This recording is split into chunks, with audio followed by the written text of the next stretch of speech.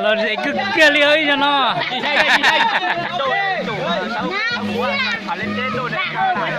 Đúng rồi, ở cái hát chuẩn.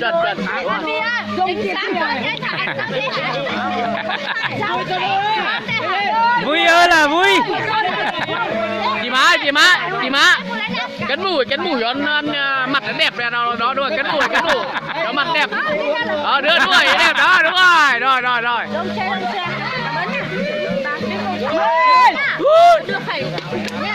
Hai người Long à? Người Long chưa hai ông này? Không có điện thoại đó. Có rồi. Ba thằng nhỏ này bên đây. Có thằng nhỏ này vào trình Chúng nó lo thì lon vô lon chữ ta. À, ăn mảnh vào đi. Tao phải mang về nè. Đây hạt. Bà đi mời là cái hạt 7 người. Kia đang ngồi đấy. Quý ơi. Đúng. 8 người. Bờ xía. một đám bờ xía. Ôi, bóc đi. Bóc đi. Bà bông ơi. Bông. Bóc đi.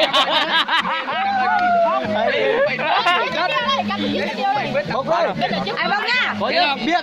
Kiểm đá lông. Kiểm tra Long đi.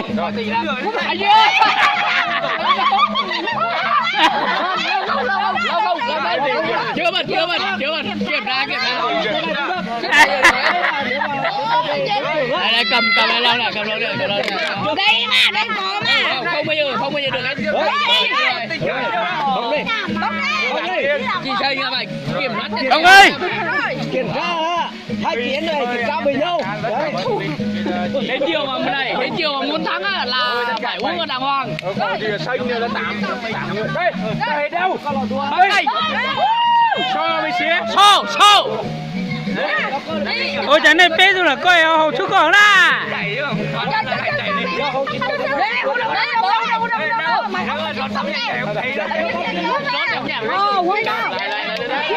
Chỉ ngã không cho rồi. Bà nói đây. Nghe bà nói đây. Hôn. Mất đi. Đó đúng rồi. Này, mà cái này chỉ bóc đâu chị phải hôn.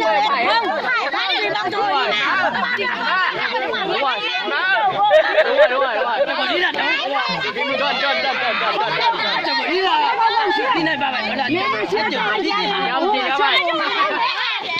hắn có liên quan tới TH. Thứ hai anh trò đang hợp đồng của TH là người của TH tiền bây giờ. Đây TH hợp đồng TH. Chỉ TH là được. Thôi uống. Muốn cho nó cả cho. Đây chơi rồi. Mày không giật. Ơi. Bố mua hoàng đi. Bố mua hoàng khách. Hôm nay có khách. Có khách à? Ấy có khách ấy. Cái gì nó? Cái tụi em mê nó trên đi.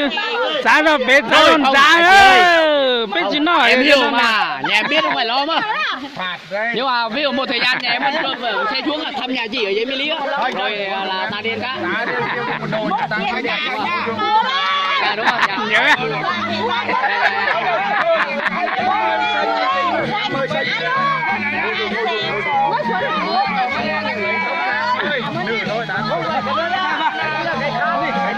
Cua. Người tiếp theo. Rồi.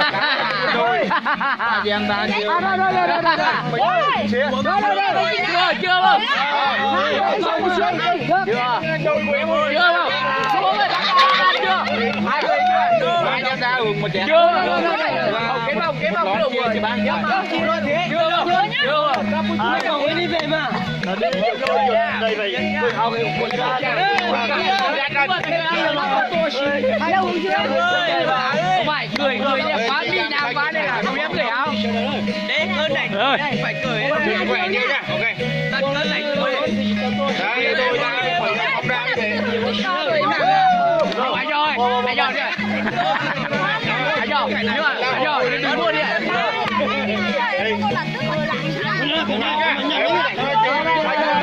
má bỏ nhai đi đúng không?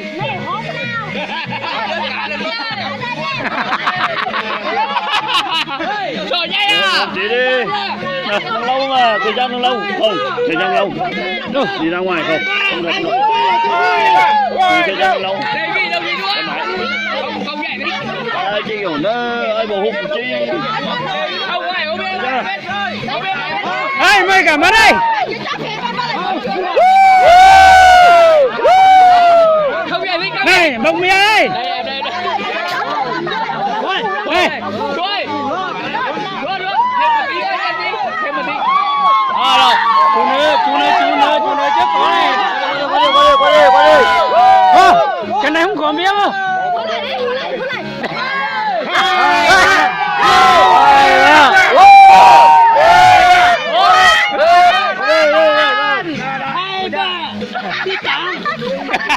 Anh mà đi. Này, chị này chưa có mía. Thôi này. Chưa. Chị nhớ mày bây giờ mày hai lon. Đây. Hai lon.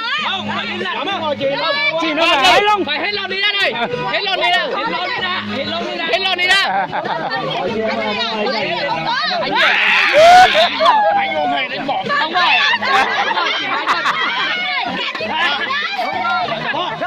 Nói chung cái này chuẩn làm chuẩn. Nói gì nào.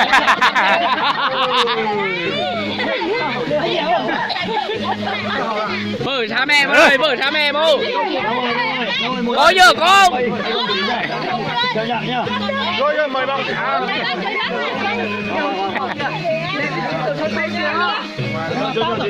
Uống hết nha. Thôi, ra ngoài nha. Ra ngoài nha. Chê. Đổ bia, bóp bia. Chê. Bia thôi, anh uống bia xong mà lon không nguyên. Bây giờ cái lót cù.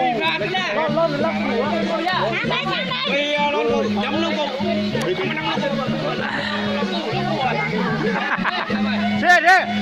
Mà bây lên lót cù đấy, lót cù. Bây lót cù ấy.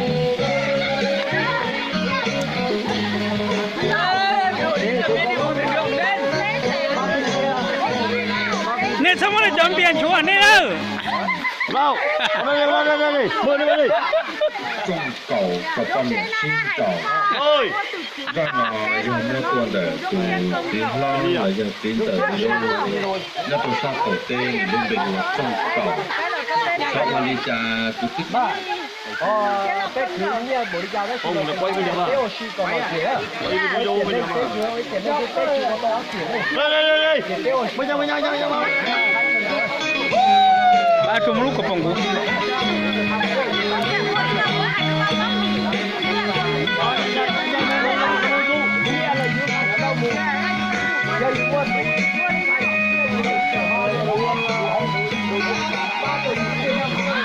Quay cho mẹ cho viên nhập thâu rồi. Đây để có ôm kiếm lại bố.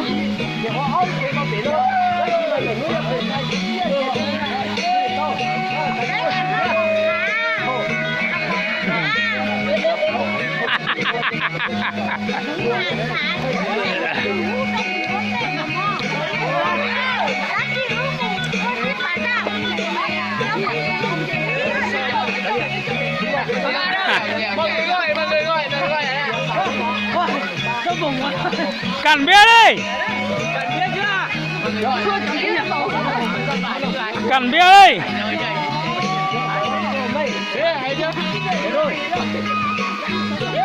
Rồi sao mẹ nó đến nhỉ? Thua sâu Elon đi anh nhỉ? Ai chà.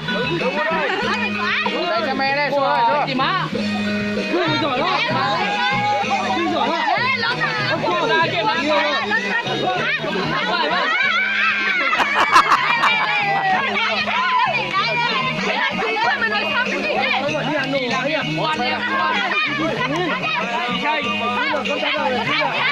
Nếu làm như này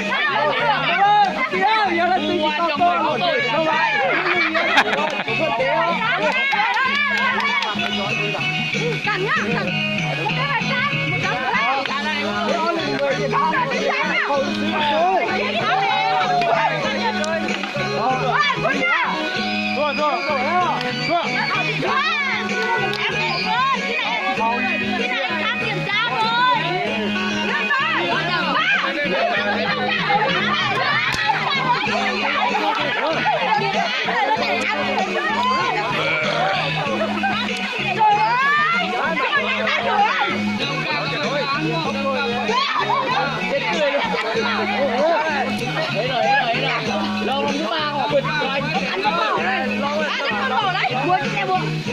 có trẻ mua tàu cái bỏ lo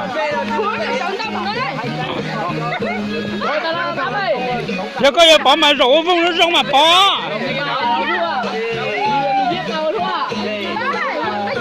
này vô ngồi vì vô vị trí họ đang lắc đồng gà đấy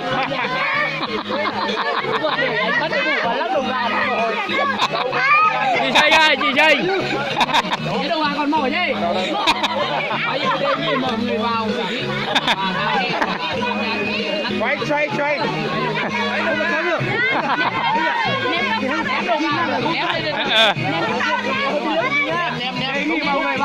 xoay lên trời cho là rơi xuống tiếp của mình nha xoay đi ôi trời đông ra cho đúng hả đấy là điều gì ngồi đây em ngồi đây còn mở ra ngồi đây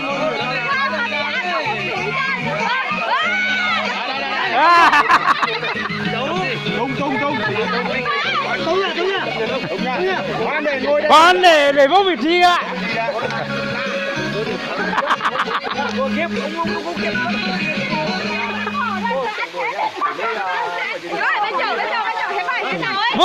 vô chỗ ta nén đồng gà ấy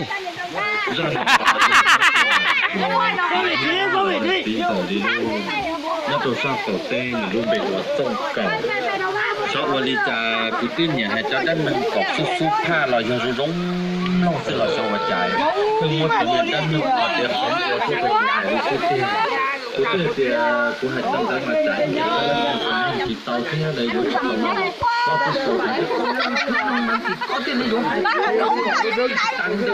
nén đồng gà ơi ta có cái rất xịn mà nhưng mà muốn luôn cho nó chỉ trả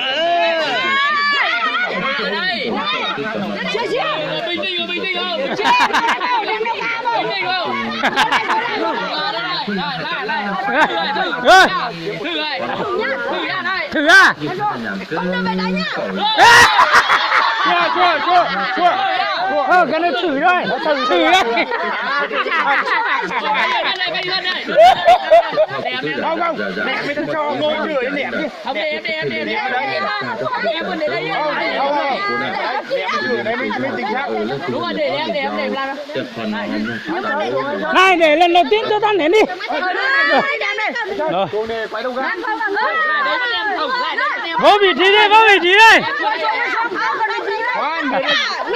dịch lại gần nhau xích lại gần nhau đi xích lại gần nhau đi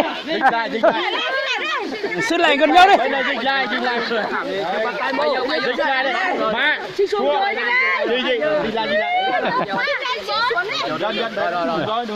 xích vô đi anh Sơn ơi anh ngồi bên đây mà để Sơn quay Sơn ơi anh Sơn vô đây anh Sơn ngồi đây mà đang quay đây mà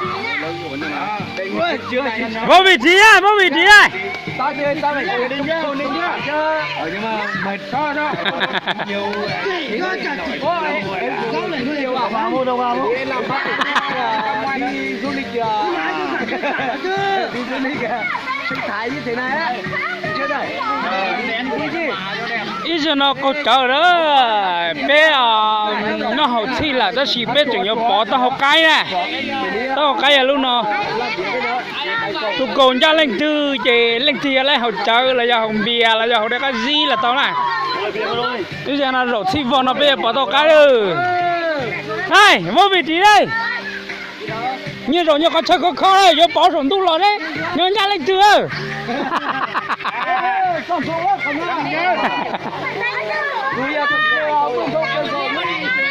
ê chuẩn bị chưa chuẩn bị đây anh ném đâu ra ném à ném Rồi. Rồi. Mình là hay. Quen, em nói lại. Em nói lại anh đồng ra anh phá xử với em nói lại đủ kỷ nhá. Rồi. Rồi. Anh quyết định cuối cùng. Rồi. Em vào thì là hai vợ chồng. Bắt đầu nhá. Chuẩn bị tư thế đó. Rồi.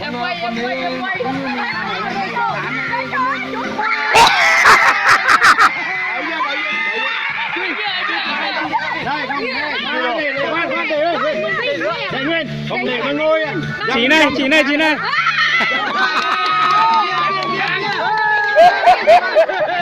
Vào đây. Nghỉ ngơi bên này. Anh quyết định. Khoan nào từ. Anh quyết định. Bia hay là rượu đây? Nửa lon. Không, nếu mà bia thì lấy cho cái cốc đấy. Lấy cốc. Rượu. Không, bia thì lấy cốc. Chủ trì. Không. Bia lấy cốc đi. Lấy cốc đi. Lấy cốc mà một vạch thôi. Lấy bia Riêng được. Một vạch thôi nhá. 50. Một vạch thôi. Một vạch rưỡi. Mà dư theo em là anh ngồi đây anh tung rồi. Anh ngồi đây chưa? Không, cái đầu tiên là tông người vô. Dư ngồi đây này. Rồi. Không, cái nói này, dư ai uống Rồi. anh uống có quyền tung nhá. Đầu tiên là chỉ rất là may mắn. Hô khai nha. Em phỏng vấn đi. Quay. Em quay mà. Em hỏi có Cam là nghĩ gì khi mình là người đầu tiên trúng số. Trúng số được Chi sướng thằng vắng lồng. Rất là may mắn. Thiên nan nèm đau ga. Là chị rất là may mắn là chị đâu tiền.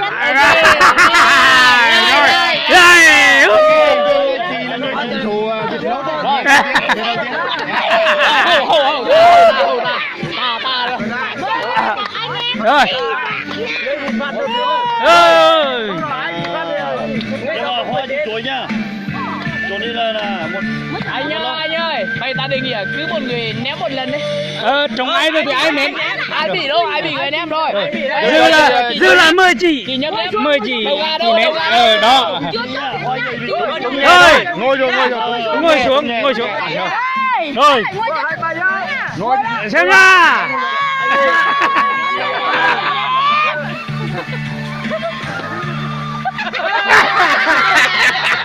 Ai chơi đều rồi, chị chơi đều. Không phải. Con đồng. Chúa đúng không? Chúa.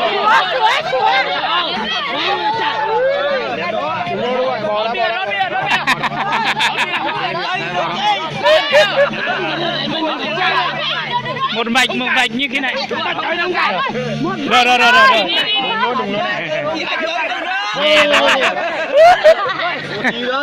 Không, một vạch thôi. Anh là người thứ hai đấy, Người thứ hai. Này, anh em ta trùng số em lấy được 2 tỷ. Không, một vạch nữa mà. Nửa rồi. Anh có Cam nghi là khi thứ hai chúng lốt. Đi gặp thế rất hạnh phúc.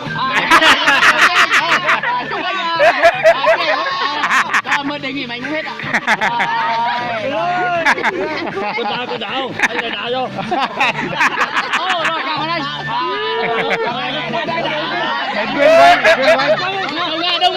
Đâu ra. Em bắt anh một câu nữa. Anh mút cái đầu gà. Quay ai tiếp theo. Anh mút đầu gà quay ai tiếp theo. Em được hy vọng là nắm ấy. Quay về anh luôn. Rồi, 1, 2, 3 bắt đầu. Khoan. Hỏi anh em để dăm nó khá ngồi mốt để trùng nó luôn. Cái này ngồi đây em ngồi đó. Rồi.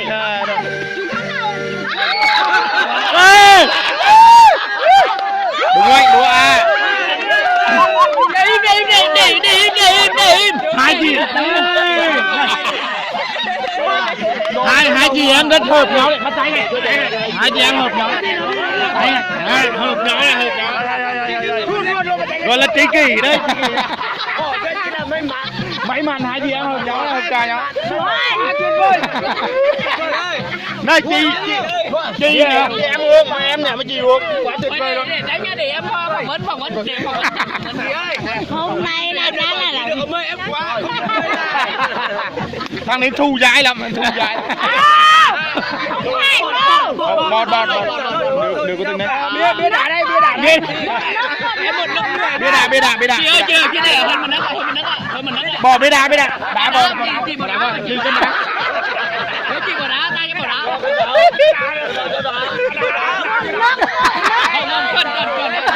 Đúng rồi, 50. Thôi, bên nặng quá bỏ đá. Bia đá. Từ để em bảo vấn đề nhỏ đã. Bây giờ có cái gì lần thứ hai nó chuyện lốt đấy. và chỗ hôm nay là chị rất vui vẻ. May mắn. Mày rất là vui. Anh chị em gọi tình cảm với nhau đây, riêng duyên. Có duyên với nhau. Duyên này, như là anh em đấy. Cô ra. Rồi. Ok, chúc mừng chị nha.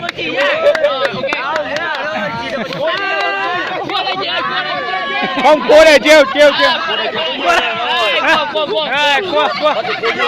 đây. Cô là tầm cua với nhá. Chúc mừng chị. Chúc mừng. Mời. Chúc mừng chị.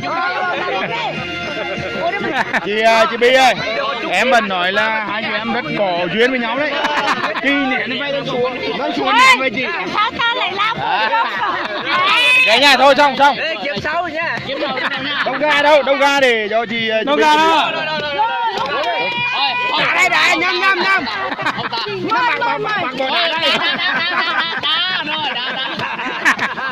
Ôi.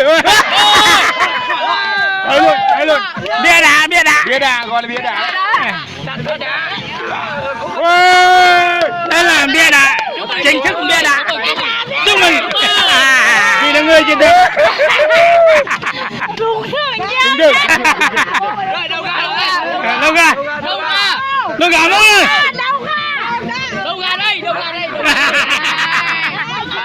Ném. Tung chưa. Đây. Anh Sơn ơi. Không, anh Sơn này.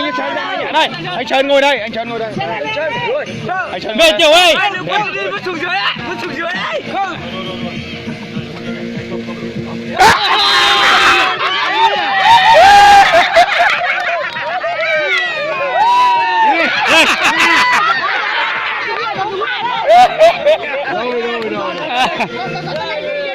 Em nói chị niệm đấy, chị niệm bên đây. Niệm dưới đến đây. Để chương trình phỏng vấn. Bia đá. Cái hồ chơi đây à. Cái bó xe. Rồi, chơi quay đây à. Cái kia đây. Uống bia là phải có đá. Uống bia đá. Thấy mà là bia đá. Anh ơi. Có đá thật rồi. Không, bạn nói đây. Bạn nói là giáo Không biết là có đá thật không? Không phải đá giải ra. Đá thật. đấy thì Mày không gì đâu. Mà đá này không tan nha. May mắn. Anh ơi, vui như thế này. Anh ơi. Đúng xuống dưới. Một anh chơi hết à.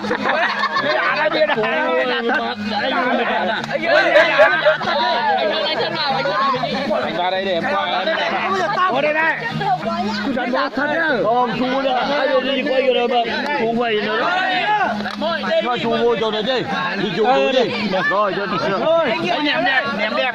Ơi, ném đấy mày. Ơi. Rồi.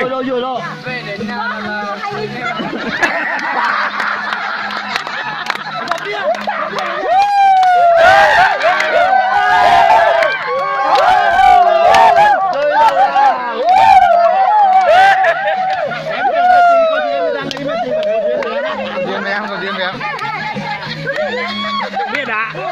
Chị có duyên với em đấy. Có duyên với em. Nhỏ hết tầng này thôi, có tí nữa. Để chương trình kết thúc phỏng vấn. Chị là người may mắn nhất. Chị là số đặc biệt đấy. Thứ ba. Tôi nhớ nhầm lần thứ ba. Lớp thứ ba nhất là Làm cái gì? nếu mà chúng tôi số lớp sẽ đi làm từ tiền rồi, quan trọng đúng rồi, chị ạ. mua khoảng 1 tấn cá cho cả em chiều đây Ok. Con Giang, đi nói đi. một like cho chị. Chiều lại, nói như tấn đây là chiều lại đi. Rồi, chúc mừng chị, chúc mừng chị. Ơi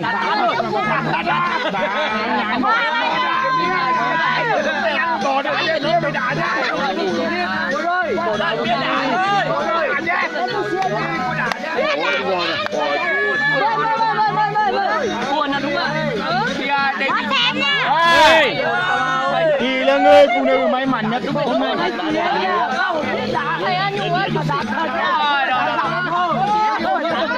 Này hòn đá.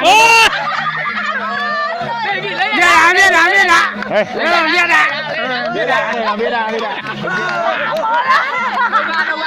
đâu mà chị nghỉ à? Chuyện đái. Xuống dưới đi.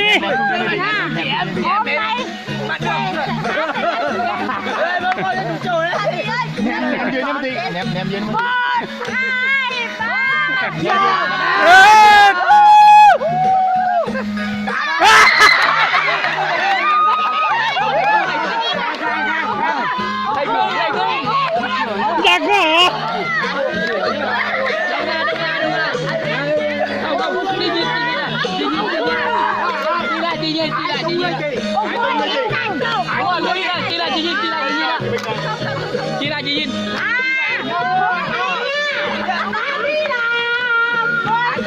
Thầy Khư. Đúng rồi. Đâu ra đây, đâu ra đây. Rót bia, rót bia, rót bia, rót bia, rót bia.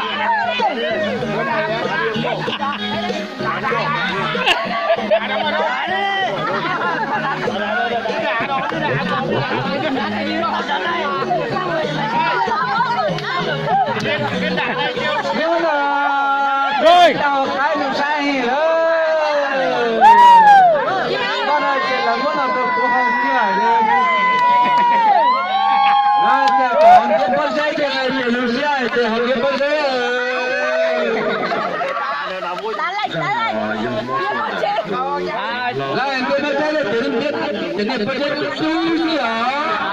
Cho em xin phép hỏi anh một câu ạ. Anh cam cái gì kia? Mình là người cung ở thứ ba cũng còn lớn à?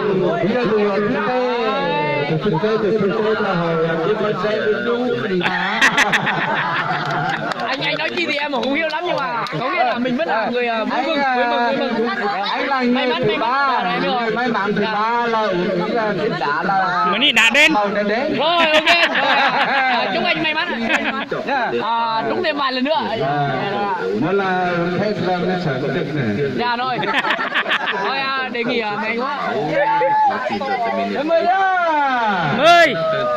Bây giờ xã thì ôi chẳng cô lòng cô nhà hai chợ đất họ để không có tao bố đi họ nói cô lòng cô khen nhưng phải là nhàng Anh uống hơi đổ bia, anh uống hơi đổ bia. nó chỉ vì để cho mua tua là Em hứng, em hứng. có những mực biết có tan ra chúc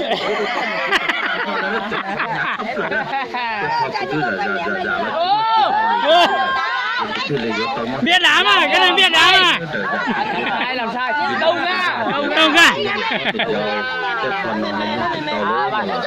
Đề nghị mọi người trật tự để anh chị cứ là ném đầu gà may mắn ạ. Và đề nghị anh ném đầu gà đầu kia. Cái tuần đó như nhận ra cho lấy tung xin đó. Rồi bắt đầu 1, 2, 3 bắt đầu. 2, 3, 4 ra thay tên Tàu nó đánh ra chưa? Ném lại. Không ném lại.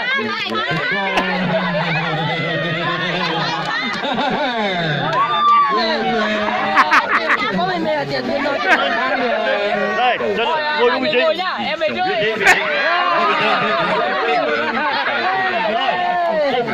Bắt đầu. Đúng vị trí. Dọn bia.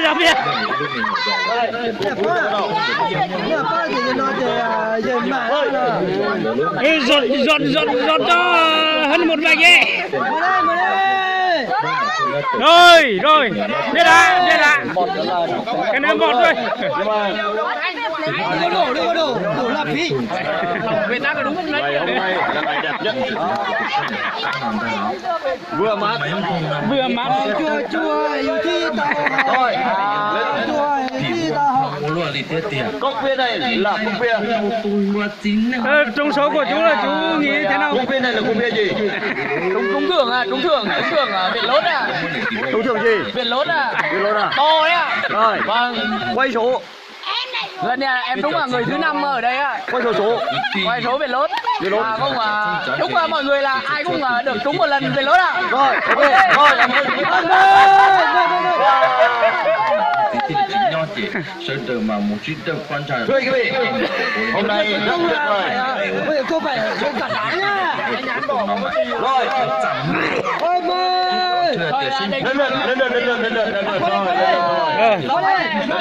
lên lượt rồi. Chỉ một lần thở đất chỉ đó.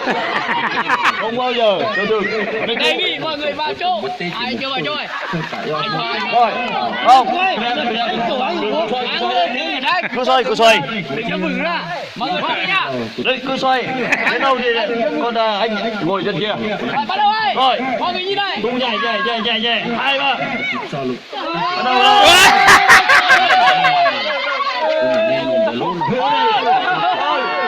Nó biết. Rồi, nó biết. Cầm bia.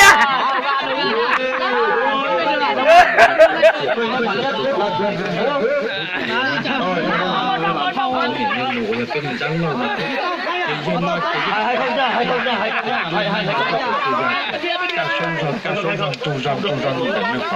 Phải một sai được 2 con điểm ạ. Tôi nó là trâu lê sáng đi trả thế này. Cứ xả ra trâu trâu. Thằng ấy phải ba. Cái bà má chỉ còn thế nhá. Thả chuyện gì nhá, thả chuyện. Làm em gì? Cảm giác thế nào? Cảm giác thế nào? Hôm nay ta đi Cảm giác là rất vui. Chỉ là người phía sau trúng Việt Lốt thì cảm giác thế nào? Cảm giác rất vui mà mong rằng là từng người một lần nữa. Ok, chúc mừng chị. Mà chung là chỉ có một người là trong một lần. Sáng năm ta chơi được không? Cả chưa có hồng kia này. Chương trình Việt Lốt của chúng ta là hôm nay là trúng thưởng là đồng chí Lầu gì má, Lầu Y má. Sau đây là đồng chí Lầu Y má sẽ tiếp tục quay trúng thưởng của chúng ta. Đề nghị chúng ta cho một tràng vỗ tay. Ok rồi. Khi mà em hô 1, 2, 3 thì chỉ bắt đầu xoay trúng thưởng ạ. Bắt đầu quay đầu gà đấy ạ. 1, 2, 3 bắt đầu. Không từ.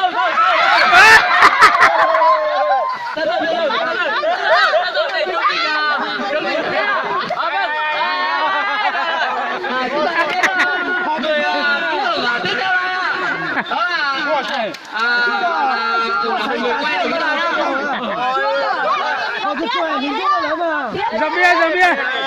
Chị má đề nghị chị má nó bia. Chị má